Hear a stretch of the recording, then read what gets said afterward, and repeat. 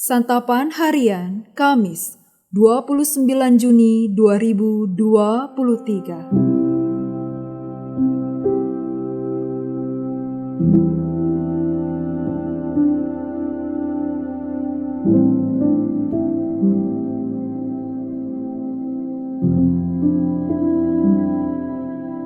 Inilah program Santapan Harian, sebuah program yang mengajak Anda menelusuri isi Alkitab, agar Anda menemukan makna firman Tuhan sesuai dengan konteksnya. Santapan Harian tertuju bagi Anda yang ingin memiliki kehidupan rohani yang segar, kuat, dan sigap. Hari ini kita akan membaca Ibrani pasal yang ke-7, ayatnya ke-11 hingga ayatnya yang ke-28. Namun sebelumnya, mari kita berdoa. Kristus, Sang Putra Kasih, ajarkanlah kami akan firman-Mu. Di dalam nama-Mu, Kristus Yesus, kami berdoa. Amin.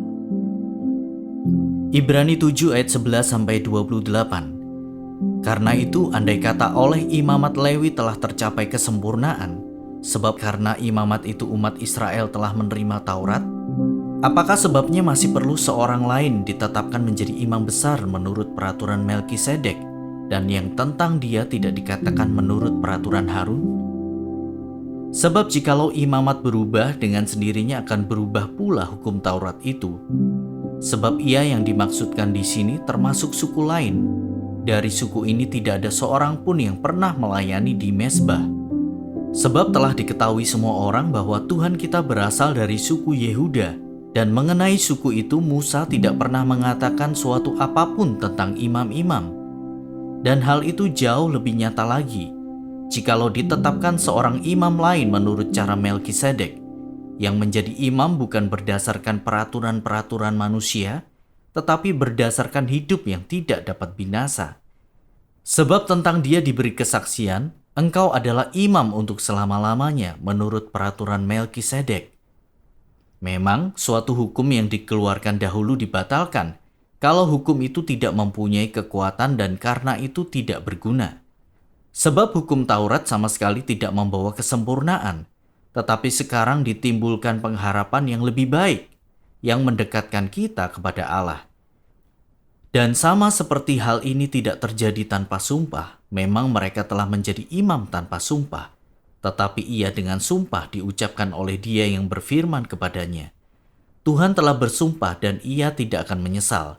Engkau adalah imam untuk selama-lamanya. Demikian pula Yesus adalah jaminan dari suatu perjanjian yang lebih kuat. Dan dalam jumlah yang besar, mereka telah menjadi imam, karena mereka dicegah oleh maut untuk tetap menjabat imam. Tetapi karena ia tetap selama-lamanya, imamatnya tidak dapat beralih kepada orang lain. Karena itu ia sanggup juga menyelamatkan dengan sempurna semua orang yang oleh Dia datang kepada Allah, sebab ia hidup senantiasa untuk menjadi pengantara mereka. Sebab imam besar yang demikianlah yang kita perlukan, yaitu yang saleh, tanpa salah, tanpa noda, yang terpisah dari orang-orang berdosa dan lebih tinggi daripada tingkat-tingkat sorga, yang tidak seperti imam-imam besar lain yang setiap hari harus mempersembahkan korban untuk dosanya sendiri, dan sesudah itu barulah untuk dosa umatnya. Sebab hal itu telah dilakukannya satu kali untuk selama-lamanya, ketika ia mempersembahkan dirinya sendiri sebagai korban. Sebab hukum Taurat menetapkan orang-orang yang diliputi kelemahan menjadi imam besar, tetapi sumpah yang diucapkan kemudian daripada hukum Taurat menetapkan anak yang telah menjadi sempurna sampai selama-lamanya.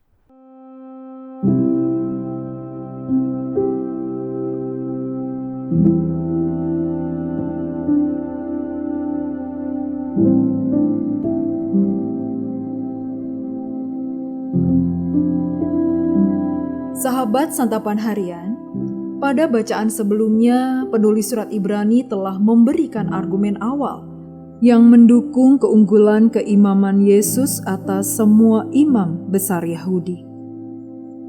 Pada bacaan hari ini, keunggulan itu dijabarkan dengan lebih lengkap. Kesempurnaan tidak dapat dicapai melalui keimaman suku Lewi yang mengikuti aturan Harun.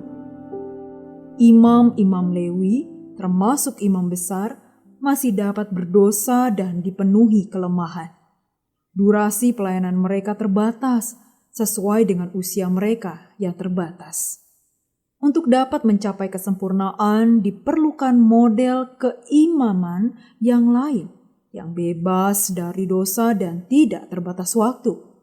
Yesus adalah imam besar yang memenuhi aturan Melkisedek. Ia kudus dan kekal.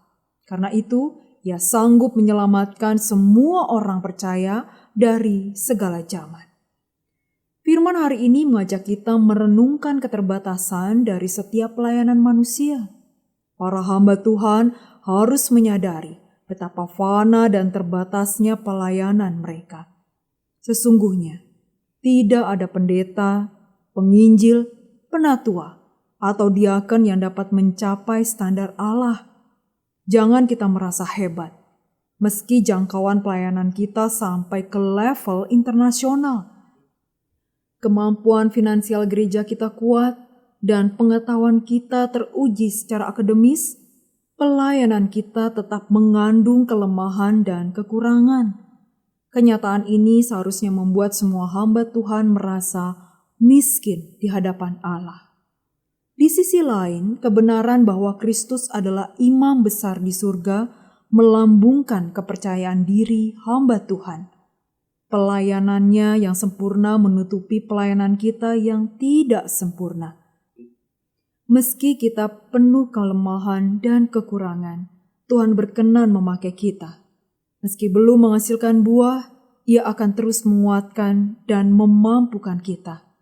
Masihkah kita beralasan untuk bersyukur?